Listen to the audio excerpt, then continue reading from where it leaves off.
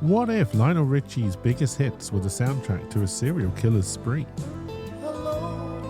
I'm Piece of Cake, and I'm starting to panic.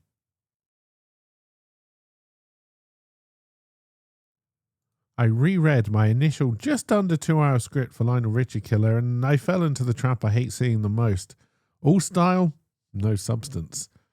Yes, using the music videos of Lionel Richie songs as the base for your murder scenes adds a lot of easy style.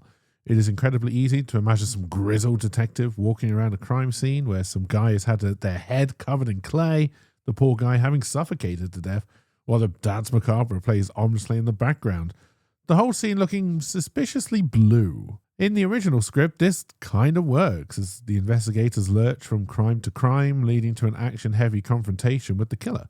It is fast-paced, the crime scenes lovingly and willfully grotesque, the investigators a little slow-witted so the audience can get out in front, and the killer just some loon. Pure, quick thrill, B-movie grade entertainment. But now the ask is different. No longer am I working towards a movie runtime. I'm looking at a 10-part series, which in this day and age usually means 10 hours of runtime. 10 hours possibly shown weekly, meaning the audience will have time to stop, collaborate, and listen. Style alone will not fly. We need substance. Oh boy. Taking the initial script and trying to stretch that out is a bad plan and will ultimately lead to a project that feels watered down and full of filler. This is not what I want, and nor should anybody else. The style is still good, even if it may need a little bit of a rework. To add substance, we can't just squeeze it into the original plot. It needs to be there from the very beginning. We have to go back to the drawing board. Pitch 1. A homicide detective is called to a crime scene. We start with them in the car, pulling up to the crime scene. Their mood is happy. Their work they do is grisly, but they very much enjoy it. We also establish their music taste is very young to make sure the fact that they don't immediately see the Lionel Richie connection is understandable.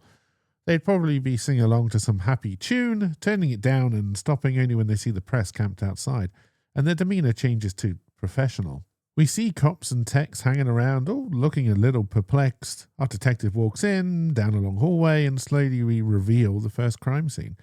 It is staged, and our detective walks around doing her job.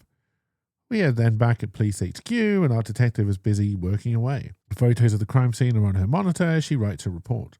There's also a newspaper article describing the weird murder scene. A call is put through, some cop in a different country. They ask questions about the scene, wondering if it might be connected to their case. They describe their scene, which has no similarities with our crime scene, at least that our detective can see.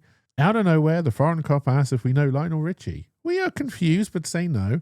Then they say we should watch 2 videos, hello and dancing on the ceiling. Our detective laughs and politely hangs up. We cut to later, they are home, they are making dinner and decide to YouTube these 2 videos. They watch the one relating to the foreign crime first. They can see some resemblance to the crime described to them and click onto the next one. They see it right away, pausing on a scene and pulling up a photo from the crime, an almost exact match. Pitch 2. An adult child whose estranged parent has just died. I know, super original, right? Stick with me here, although, fair warning, the cliches do keep on coming. Child attends the funeral, where we introduce the various characters. They head back to the old family home, where we see some memories of old times, some good, some bad. They all need to clear out the house, but in doing so, we see they avoid a certain door, which also seems to be a black hole in their memory.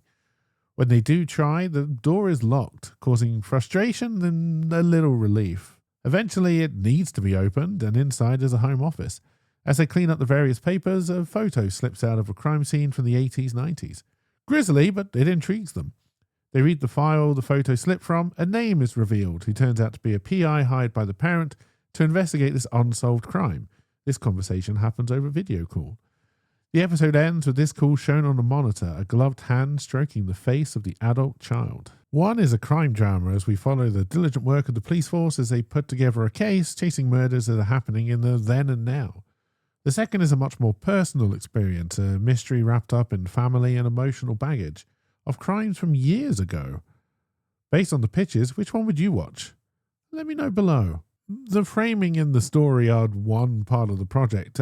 I cannot understate how important the style is, and that gives us a great place to start. We need to do research first off into Lionel Richie World Tours, his music videos and when they were released, And we need to mock up a timeline of when these events could have occurred. That should keep us busy over on Twitch for a couple of days. Thank you very much for watching, and I hope you enjoyed this first attempt at a writer's diary on this project. And I'll hopefully see you for the next one. Bye for now.